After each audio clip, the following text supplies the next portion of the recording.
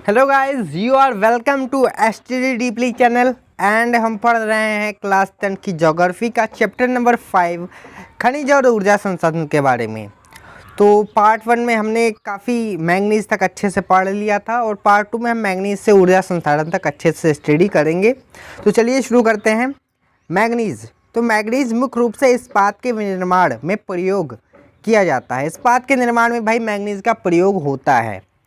1 ton इस्पात बनाने में लगभग 10 किलोग्राम मैंगनीज की आवश्यकता होती है। अगर आपको 1 टन बनाना है तो 10 किलोग्राम मैंगनीज लगेगा। इसका उपयोग ब्लीचिंग पाउडर, कीटनाशक दवाएं व पेंट बनाने में किया जाता है। तो निर्माण भी आप देख सकते हैं, याद कर सकते हैं इसको। अब वही चीज़ रिपीट करके पढ़ लेंगे तो कोई फ़ायदा नहीं होगा। कि कहाँ कितना परसेंट मैंगनीज पाया जाता है इसके बारे में यहाँ डिटेल में दिया हुआ है। सबसे ज़्यादा आई थिंक मध्य प्रदेश में सबसे ज़्यादा मैंगनीज मिलता है, 27%। मध्य प्रदेश में 27%, ओडिशा में 25%। ओडिशा में लौह अयस्क ज़्यादा था, पिछली बार हमने पढ़ा था लौह अयस्क सबसे ज़्यादा ओडिशा में पाया जाता है। एंड इसके बाद महाराष्ट्र में भी 25%। तो मैंगनीज उत्पादक राज्यों का अंश प्रतिशत में आप दे सकते हैं इसको। एंड यहाँ मैप पे भी थोड़ा दिया हुआ है कि कहाँ क्या पाया जाता है। राजस्थान में ये शायद ये वो है, क्या कहते हैं उसको, अभ्रक है, अभ्रक, अजमेर, ये अभ्रक होगा। ये यहाँ पर देख सकते हैं अभ्रक, बॉक्साइट, मैंगनीज सब कुछ दिया हुआ है कौन कहाँ पाया जाता है। ये अभ्रक यहाँ पाया जाता है। लौह अयस्क, ये कुंद्रेमुख, हम बताए थे कुंद्रेमुख घोड़े के जैसी जो मिलती है एक। एंड तुमकुरु, बल्लारी, चित्रदुर्ग, गोवाड़िया, रत्नागिरी। आप ये मैप देख सकते हैं, अच्छे से समझिएगा इसको कभी। भारत में उड़ीसा मैंगनीज का सबसे बड़ा उत्पादक राज्य है। उड़ीसा में लगभग सबसे ज़्यादा चीज़ें उत्पादन होता है खनिजों का। खनिज के मामले में भैया उड़ीसा बहुत आगे है। लौह अयस्क में भी काफ़ी आगे था उड़ीसा। लौह अयस्क की बात करें तो उड़ीसा ही काफ़ी आगे था। तो उड़ीसा काफ़ी आगे है। 2001 में 2000 से 2001 में देश में कुल उत्पादन का 1/3 भाग यहाँ से हुआ था। अलौह खनिज, अभी लौह में सब कुछ खत्म। मैंगनीज के बारे में भी ज़्यादा डिटेल नहीं था। लौह इसके बारे में ज़्यादा डिटेल से पढ़ाया गया है, इसमें दिया गया है। अलौह खनिज जिसमें लोहे के अंश ना हो उसे अलौह खनिज कहते हैं। भारत में अलौह खनिजों की सिंचित राशि व उत्पादन अधिक संतोषजनक नहीं है कि भाई हमें बहुत दुख मनाना पड़े कि हाँ हमारे यहाँ तो अलौह खनिज है ही नहीं, बहुत कम है। नहीं, इतना भी कम नहीं है। जिनमें तांबा, बॉक्साइट, सीसा, सोना आते हैं। अलौह खनिज में लोहा नहीं पाया जाता। धातु शोधन, इंजीनियरिंग व विद्युत उद्योग में महत्वपूर्ण भूमिका निभाते हैं। आइए अब तांबा बॉक्साइट का वितरण समझें। तो भाई धातु हम जानते हैं ना, ये सब कहाँ हम लोग को इंजीनियरिंग में यूज़ करते हैं, कोई भी धातु के शोधन में भी यूज़ करते हैं अलौह का। कभी कभी विद्युत उद्योग में तो करते हैं। अभी अलौह का एक प्रकार है पहला तांबा से शुरू करते हैं। भारत में तांबे के भंडार व उत्पादन क्रांतिक रूप से न्यून है, बहुत ज़्यादा नहीं है। घातवर्धता यानी फैलने की क्षमता, ये जब पीटोगे तांबे को तो फैलेगा, ऐसे फैल जाएगा। घातवर्धता तन और तन यानी कि इसको आप 1 सेंटीमीटर है तो इसको खींच करके पता नहीं कितना आप लंबा कर सकते हो, वो है। ताप सुचालक, भाई ये घातवर्धता है, ताप सुचालक है और बहुत तन्य भी हो सकता है। अब इन सब के कारण इसको मुख्यतः बिजली के तार बनाने, इलेक्ट्रॉनिक व रसायन उद्योगों में किया जाता है। आप बिजली का तार जो होता है ना, उसको बिजली के तार को छीलो, उसमें से भूरा भूरा कुछ निकलेगा, वो है तांबा, कॉपर का तार। तो इलेक्ट्रॉनिक्स में इसका यूज होता है। मध्य प्रदेश की बालाघाट खदानें देश का लगभग 52% तांबा का उत्पादन करती है। मध्य प्रदेश आगे है, 52% तांबे का उत्पादन करती हैं। तो भाई बालाघाट में 52% उत्पादन होता है। किसका? बालाघाट में ज़्यादातर होता है ना, 52%, भाई 52% मध्य प्रदेश के तांबे का उत्पादन होता है। झारखंड का सिंहभूमि जिला भी तांबे का मुख्य उत्पादक है। उत्पादक यानी कि भाई उत्पादक का मतलब ये हुआ कि वहाँ से मिलता है। खेतड़ी खदानें भी तांबे के लिए प्रसिद्ध है। खेतड़ी खदानें, ये सब नाम आप याद रखिए भाई, ज़रूरी है ना नाम याद रखना। कंपटीशन के लिए हो चाहे तैयारी की, नॉलेज के लिए, सबसे बड़ी बात नॉलेज के लिए, भाई नॉलेज रखो ना, नॉलेज के लिए हम लोग पढ़ रहे हैं। बॉक्साइट, अभी बॉक्साइट तांबा खत्म, ज़्यादातर ना एनसीईआरटी में ज़्यादातर लोहे के बारे में दिया था और बाकी सब थोड़ा थोड़ा, अब्रक के बारे में भी काफ़ी दिया होगा आई थिंक। यद्यपि बॉक्साइट, यद्यपि अनेक अयस्कों में एल्यूमिनियम पाया जाता है। देखो बॉक्साइट का ज़्यादा नाम नहीं है इसमें, ज़्यादातर एल्यूमिनियम का नाम है, एल्यूमिनियम ज़्यादा ज़रूरी है। तो अनेक अयस्कों में एल्यूमिनियम पाया जाता है, परंतु सबसे अधिक एल्यूमिनियम क्ले जैसे दिखने वाले बॉक्साइट से ही प्राप्त होता है। देखो मान लो ये बॉक्साइट है, ये मान लो ग्रीन कलर का बॉक्साइट है, तो इसमें से ही एल्यूमिनियम, ये रेड कलर का एल्यूमिनियम है, तो इसमें से ही तो एल्यूमिनियम निकलता है। बॉक्साइट में एल्यूमिनियम पाया जाता है और एल्यूमिनियम ज़्यादा ज़रूरी चीज़ है। वैसे एक फैक्ट है कि इसमें दिया है वो राजा के बारे में जो पहनता था सब कुछ एल्यूमिनियम का, सोने से ज़्यादा वो एल्यूमिनियम को अहमियत देता था। एंड कुछ सालों बाद देखा गया कि वहाँ जो जनता थी, उस राजा की जो जनता थी, प्रजा थी, तो वो एल्यूमिनियम का नॉर्मल वो यूज़ करते थे, वहाँ उन लोगों के लिए वो आम बात हो गई थी कुछ समय बाद। तो बॉक्साइट निक्षेपों की रचना एल्यूमिनियम सिलिकेटों से समृद्ध व्यापक विभिन्नता वाली चट्टानों के विघटन से होती है। तो भाई ये जो बॉक्साइट से क्या होता है, बॉक्साइट में जब विघटन होता है, टूट जाता है, ये ब्रोक हो जाता है, टूटता है, तो इसमें से निकलता है एल्यूमिनियम। ये विघटन का मतलब ही हुआ टूटना, विघटन से होती है। एल्यूमिनियम एक महत्वपूर्ण धातु है क्योंकि यह लोहे जैसी शक्ति के साथ साथ अधिक हल्का एवं सुचालक भी होता है। भाई देखो ये लोहे से ज़्यादा अच्छा है एल्यूमिनियम, क्यों? क्योंकि भाई ये लोहे जैसी शक्ति तो रखता है लेकिन वो हल्का होता है, और हल्का होने के साथ साथ भाई ये देखो चमकदार होता है। और सबसे बड़ी बात कि ये घातवर्ता, देखो इसमें अत्यधिक घातवर्ता, अगर इसे पीटेंगे ना तो बहुत फैलेगी। एक एग्जाम्पल, आप फॉयल, जो पेपर आप देखते हो ना, फॉयल पेपर लपेटते हैं सब लोग, थोड़ा चमकता रहता है फॉयल पेपर, ये यही तो रहता है, इसी का तो बना रहता है, तभी तो इतना फैलता है। एंड ऊपर से इसमें जंग भी नहीं लगता, मुरझा नहीं लगता, इसलिए भी ये काफ़ी अच्छा है, लोहे से अच्छा है। भारत में बॉक्साइट के नीचे मुख्यतः अमरकंटक पठार, मैकाले पहाड़ियों, बिलासपुर कटनी के पठारी प्रदेशों में पाए जाते हैं। अमरकंटक, ये सब नाम याद रखो, इसमें हम क्या बताएं, अब आपको नाम ही है। एंड ये थोड़ा दिया हुआ है कि हाँ कहाँ कितना प्रतिशत पाया जाता है। ओडिशा, फिर से बता रहे हैं, ओडिशा में ज़्यादातर खनिज पाए जाते हैं, ज़्यादातर खनिज ना ओडिशा में मिलेंगे आपको। ओडिशा 49% पाया जाता है, लौह में भी आगे था, एंड जो अभी हमने पढ़ा था मैग्नीज में भी शायद यही आगे था। अन्य देखो, अन्य तो 2% है। बाकी ओडिशा के बाद गुजरात आता है, गुजरात के बाद झारखंड, झारखंड में छत्तीसगढ़। तो ये भी आप लोग याद रखिए, काफ़ी ज़रूरी चीज़ें हैं भाई। ये दिया हुआ है तस्वीर जहाँ से खदानों का तांबा निकाला जा रहा है मलंज खंड से। तो के कारण ये अब्रक कहाँ आ गए हम लोग, अब्रक आ गया भाई, ये यहाँ से पढ़ना है और यहाँ से वही सोचे कि अब्रक कहाँ आ गया तुरंत। ओडिशा भारत का सबसे बड़ा बॉक्साइट उत्पादक राज्य है। तो भाई बॉक्साइट उत्पादक राज्य है, बॉक्साइट का उत्पादन सबसे ज़्यादा कहाँ होता है, ओडिशा में होता है, और बॉक्साइट में ही एल्यूमिनियम पाया जाता है, तो एल्यूमिनियम का भी ओडिशा ही हुआ। एंड ओडिशा लौह में भी आगे था, लौह अयस्क में भी आगे था, ओडिशा मैग्नीज में भी आगे था, लगभग में ओडिशा आगे ही आगे है। यहाँ कोरापुट जिले में पचपतमाली निक्षेप राज्य के सबसे महत्वपूर्ण बॉक्साइट निक्षेप हैं, बहुत ज़्यादा, मतलब इसमें ही ज़्यादातर महत्वपूर्ण निक्षेप है। एंड वो रोचक तथ्य जो हम आपको बता रहे थे वो यहाँ पे दिया हुआ है, पढ़ लेते हैं, काफ़ी अच्छा लगा मुझको भी। एल्यूमिनियम की खोज के बाद सम्राट नेपोलियन तृतीय हाँ, अपने कपड़े पर एल्यूमिनियम के हुक व बटन पहनता था और ख़ास मेहमानों को एल्यूमिनियम से बने बर्तनों में भोजन कराता था तथा आम मेहमानों को सोने व चांदी के बर्तनों में भोजन परोसा जाता था। बताओ, जो खास थे उनको एल्यूमिनियम, और जो बढ़िया आम थे नॉर्मली उनको सोने चांदी में परोसते थे। और आज हम लोग को कोई कहे कि भैया तुम्हें सोने के बर्तन फ्री में दें या एल्यूमिनियम के दें, तो हम लोग तो मतलब वही चूज़ करेंगे जो आप सोच रहे हो, सोना।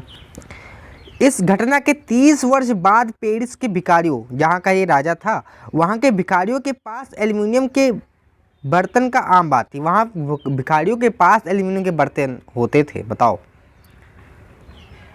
तो धात्विक खनिज, अधात्विक खनिज, अब अधात्विक पे आ गए हम लोग।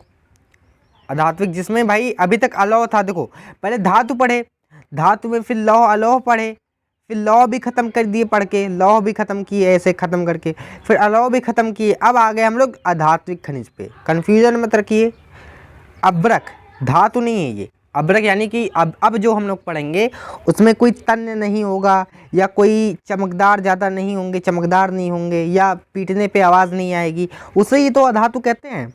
तो अब्रक एक अधात्विक खनिज है। अब्रक एक ऐसा खनिज है जो प्लेटो तथा पत्तड़ क्रम में पाया जाता है। जैसे कि मान लो ये एग्जाम्पल देते हैं, ये मान लो एक ये भी खनिज है, ये भी अब्रक है, ये भी अब्रक है, ये भी अब्रक है। तो ये ऐसे अब्रक मिलेगा, ऐसे ही मिलेगा प्लेटों में। इसमें आपको अगर आप निकालो तो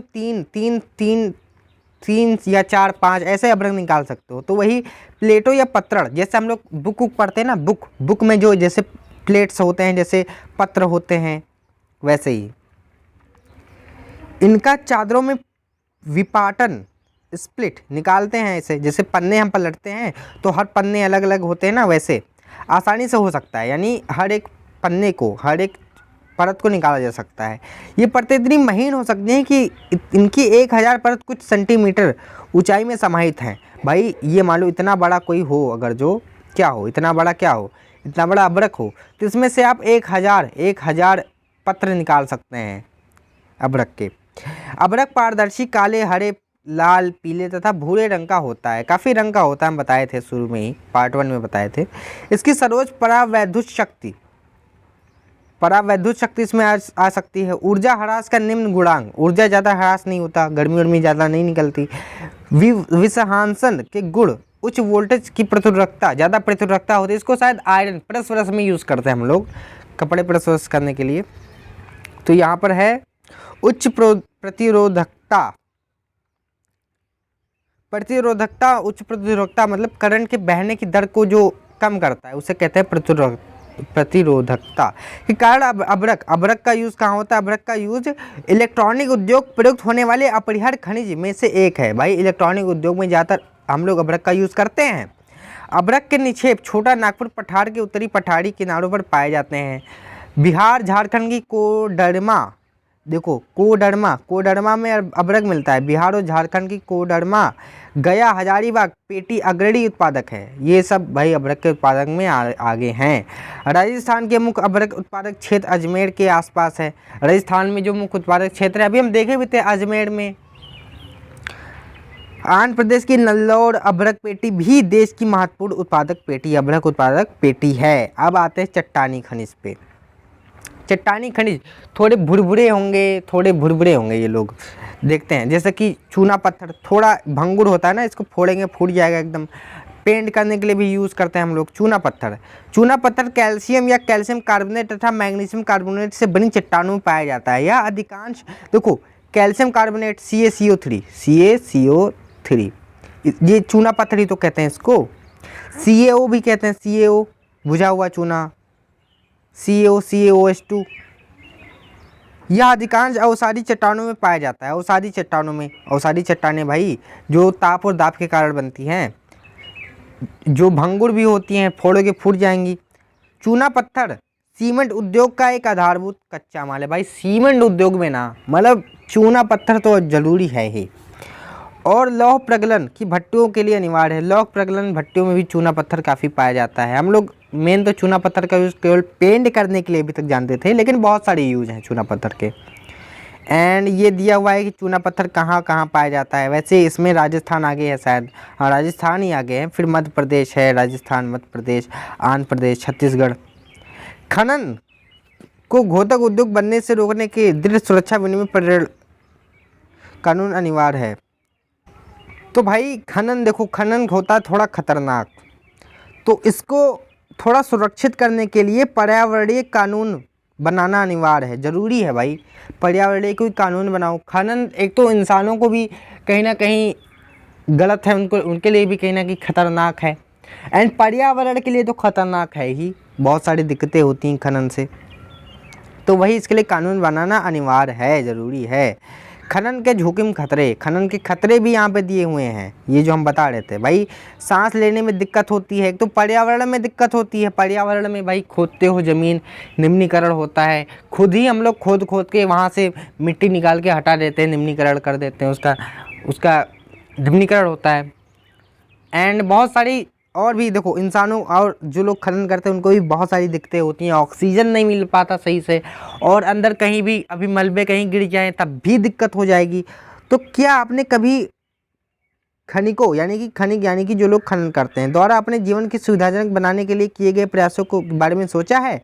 खनन का खनिकों के स्वास्थ्य और पर्यावरण पर क्या प्रभाव पड़ता है? हम बताए थे ना, जो खनन करते हैं उन पर भी प्रभाव पड़ता है, पर्यावरण पर भी प्रभाव पड़ता है। तो खदानों के काम करने वाले श्रमिक लगातार धूल व हानिकारक धुएं के सांस लेते हैं, फेफड़े संबंधी बीमारियों के शिकार हो जाते हैं। भाई जब हम लोग कोई भी चीज़ खोदते हैं तो उसमें से मिट्टी निकलती हैं, धुएं निकलते हैं मिट्टी टाइप में, एंड वो सब भाई सांस लेने पे वो लोग खतरनाक होते हैं ना, छोटे छोटे कण फेफड़े में फंस जाते हैं ऐसे। अब थोड़ी देर के लिए हम लोग रहते तो हम लोग को कोई दिक्कत नहीं होती, लेकिन जो यही काम दिन रात बहुत 12-12 घंटे या फिर 5-5 घंटे 6-6 घंटे करता है उन लोग को दिक्कत होती है।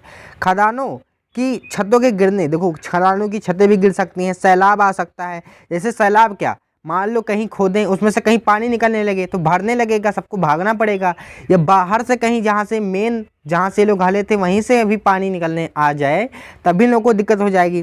तो भाई सैलाब भगने लगने, खदानों में आग लगने, अब हम लोग पत्थर पे मारते रहते हैं, आग भी लग सकती है, आग लगने और आदि खतरनाक खतरे खदान श्रमिकों के लिए स्थायी हैं, नॉर्मल हैं, वहाँ पे ऐसे होते रहते हैं। खदानों क्षेत्रों में खनन के कारण जल स्रोत संदूषित हो जाते हैं। अवस्थित पदार्थों तथा खनिज तरल मलबे में खत्ता लगाने से भूमि मिट्टी का अवक्षय हो जाता है। अब वहाँ से अवक्षय होता है, पर्यावरण पर जो बुरे प्रभाव पड़ते हैं। सरिताओं व नदियों का प्रदूषण होता है, नदियों का प्रदूषण होता है, सब आके उसी में भर जाती हैं पानी वानी। यहाँ पर आप थोड़े न्यूज़ यहाँ पे पेपर्स आप देख सकते हैं कितनी दिखते हैं, नहीं दिखते तो हैं भाई। खनिजों का संरक्षण, अगर आप यूपी बोर्ड मतलब कोई भी बोर्ड की तैयारी कर रहे हो तो भाई ये खनिजों का संरक्षण ज़रूरी है समझना है, बहुत ज़्यादा एग्ज़ाम्स में आता है, एग्ज़ाम्स में बहुत ज़्यादा आता है। तो खनिजों का संरक्षण हम सभी को उद्योगों और कृषि की खनिज निक्षेपों और उनके विनिर्मित पदार्थों पर भारी निर्भरता सुप्रेक्षित है। हम लोग भाई उद्योग पर डिपेंड हैं, कृषि की खनिजों पर, कृषि पर भी डिपेंड है, खनिज निक्षेपों पर भी डिपेंड है, और विनिर्मित पदार्थों जो निर्मित होते हैं पदार्थ दोबारा उन पर डिपेंड है। भारी निर्भरता सुप्रेक्षित है। खनन योग्य निक्षेपों की कुल राशि असार्थक अंश है, अर्थात भू प्रॉपर्टी का 1%। अब कुल राशि देखोगे ना तो भू प्रॉपर्टी का 1% ही खनन से प्राप्त होता है। जिन खनिज संसाधनों के निर्माण व संरक्षण में लाखों वर्ष लग जाते हैं, जिन खनिजों के निर्माण में लाखों वर्ष लगते हैं ना, उनको हम बस कुछ समय में यूज़ करते हैं, कुछ समय में यूज़ करके ख़त्म कर देते हैं। यूज़ हम लोग बहुत ज़्यादा करते हैं ना, और गलत यूज़ करते हैं, सबसे बड़ी बात तो ये है। लाखों वर्ष लगते हैं, हम उनका शीघ्रता से उपयोग कर रहे हैं, शीघ्रता से। हम लोग जब हमारे पास कोई भी चीज़ होता है तो उसको यूज़ करते रहते हैं, जब कोई भी ज़्यादा मात्रा में होता है तो उसको यूज़ करते रहते हैं, ये नहीं सोचते यार कि हम लोग को फ्यूचर के लिए भी बचाना चाहिए। खनिज निर्माण, हाँ, तो खनिज निर्माण की भूगर्भिक प्रक्रिया इतनी धीमी है, बहुत धीमी है यार, बहुत ही ज़्यादा धीमी है कि इनकी वर्तमान उपभोग की दर की तुलना में इनके पुनर्भरण की दर अपरिमित रूप से थोड़ी है। जितना जल्दी यूज़ कर रहे हैं ना, उतना जल्दी ये लोग बन नहीं रहे हैं, बहुत धीरे धीरे बन रहे हैं, बहुत धीरे। जितना जल्दी हम लोग यूज़ कर रहे हैं उसका बहुत ही धीरे बन रहे हैं यार। इसलिए खनिज संसाधनों सीमित व अनवीकरणीय योग्य, सीमित हैं, बनने की दर धीमी है इसलिए सीमित है।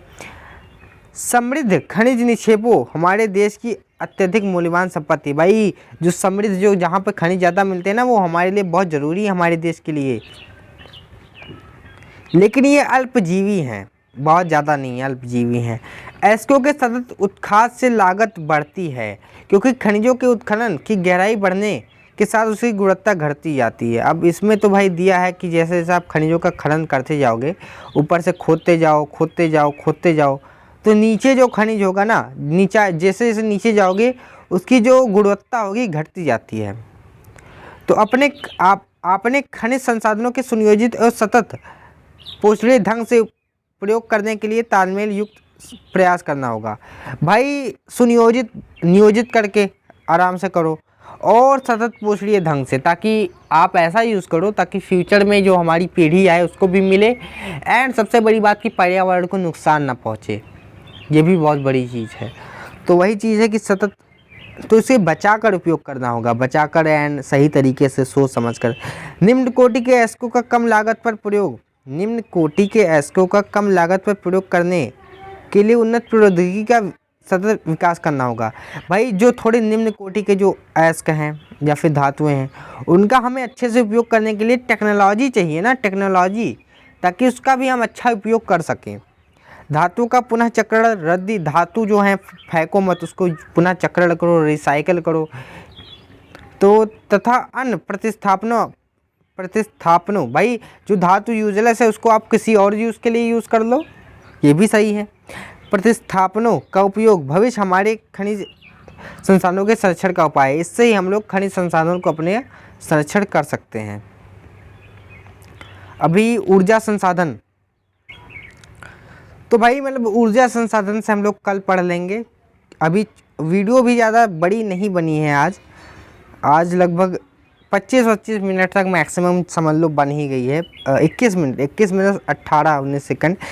तो इसी के साथ यहाँ वीडियो ख़त्म करते हैं। पार्ट थ्री में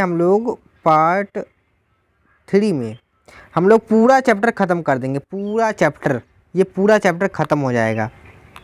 तो अगर आपको पसंद आ रहा है तो प्लीज़ हमारे चैनल को लाइक, सब्सक्राइब, शेयर करना ना भूलें, क्योंकि यार बात ये है कि अभी चैनल ही न्यू है, कभी नया चैनल है ना, तो सपोर्ट करना बहुत ज़रूरी है, तभी जा कर के सब्सक्राइबर्स बढ़ेंगे, व्यूज़ आएंगे, व्यूअर्स बढ़ेंगे। तो भाई आपका एक सपोर्ट काफ़ी हेल्प कर सकता है हमारा। तो प्लीज़ लाइक, सब्सक्राइब, शेयर करना ना भूलें। Thanks for watching. See you again. Bye bye. Meet to you in the next video. That मतलब अब की बार चैप्टर एंड हो जाएगा। ये यहाँ पे लिख देते हैं, हम यहाँ पे लिख देते हैं, थोड़ा मोटा लिख देते हैं यार। पार्ट